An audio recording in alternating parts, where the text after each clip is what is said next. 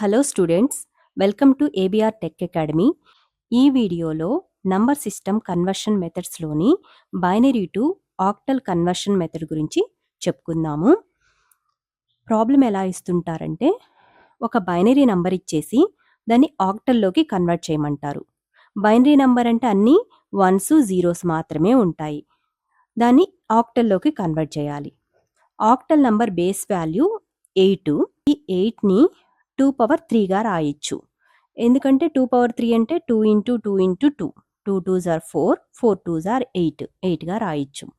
పవర్లో మనకి 3 అనే నంబర్ వచ్చింది కాబట్టి మనకిచ్చిన ఈ బైనరీ నంబర్స్ని 3 బిట్స్ లెక్కన రైట్ సైడ్ నుంచి లెఫ్ట్ సైడ్కి గ్రూప్ చేసుకోవాలి. లేదంటే ఎల్ఎస్బి టు ఎంఎస్బి అని కూడా అంటాం. లీస్ట్ సిగ్నిఫికెంట్ బిట్ నుంచి మోస్ట్ సిగ్నిఫికెంట్ బిట్కి 3 బిట్స్ లెక్కన గ్రూప్ చేసుకోవాలి. గ్రూప్ చేసుకున్నాక ఈక్వలెంట్ ఆక్టల్ నంబర్ని క్యాలిక్యులేట్ చేయడానికి మనం ఈ ప్రొసీజర్ అయితే ఫాలో అవ్వాలి. దానికోసం 2 పవర్ 0, 2 పవర్ 1, 2 పవర్ 2 వాల్యూస్ని నోట్ చేసుకోవాలి. 2 పవర్ 0 అంటే 1, 2 పవర్ 1 అంటే 2, 2 పవర్ 2 అంటే 4. ఇవి రాసుకున్నాక మనకి ఇచ్చిన ఈ బైనరీ నంబర్ని కొంచెం స్పేస్ ఇస్తూ ఈ విధంగా విడివిడిగా నోట్ చేసుకోవాలి. ఏమిచ్చారు? 1 1 0 1 0 1, 1 1 0 1 0 1 రాశాక ఈ రైట్ సైడ్ నుంచి లెఫ్ట్ సైడ్కి 3 బిట్స్ లెక్కన గ్రూప్ చేయాలి. 1 2 3 ఈ 3 బిట్స్ ఒక గ్రూప్ అన్నట్టు. నెక్స్ట్ 1 2 3 ఈ 3 బిట్స్ ఒక గ్రూప్ అన్నట్టు. ఇప్పుడు ఈ 3 బిట్స్కి ఈక్వలెంట్ ఆక్టల్ నంబర్ కోసం వీటి నుంచి క్యాలిక్యులేట్ చేసుకుంటాం. ఈ గ్రూప్లో ఏమేమి ఉన్నాయి? 1 1 0 ఉంది. అంటే 1 1 0 నోట్ చేసాము అంటే 4ని 2ని కన్సిడర్ చేస్తున్నాము, 1ని తీసుకోవట్లేదు అని అర్థం. మరి ఈ కన్సిడర్ చేసిన ఈ నంబర్స్ని యాడ్ చేసుకుంటే మనకి ఆక్టల్ ఈక్వలెంట్ నంబర్ వస్తుంది. 4 + 2 = 6 అన్నమాట. అంటే ఈ గ్రూప్కు బదులు మనము 6 అని నోట్ చేయాలి. నెక్స్ట్ సెట్లో ఏమేమి ఉన్నాయి? 1 0 1 ఉంది. 1 0 1 అంటే 4ని 1ని తీసుకుంటున్నాము, 2ని కన్సిడర్ చేయట్లేదు అని.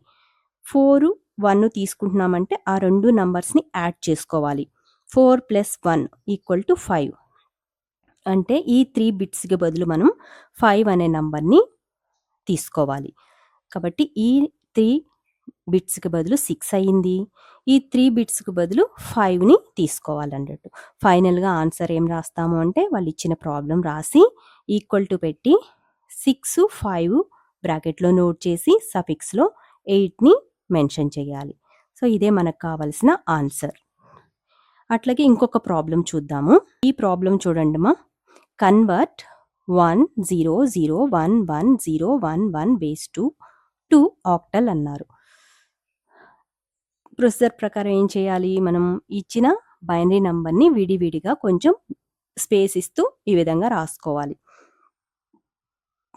1 0 0 1 1 0 1 1 రాసి రైట్ సైడ్ నుంచి లెఫ్ట్ సైడ్కి 3 బిట్స్ లెక్కన గ్రూప్ చేసుకోవాలి.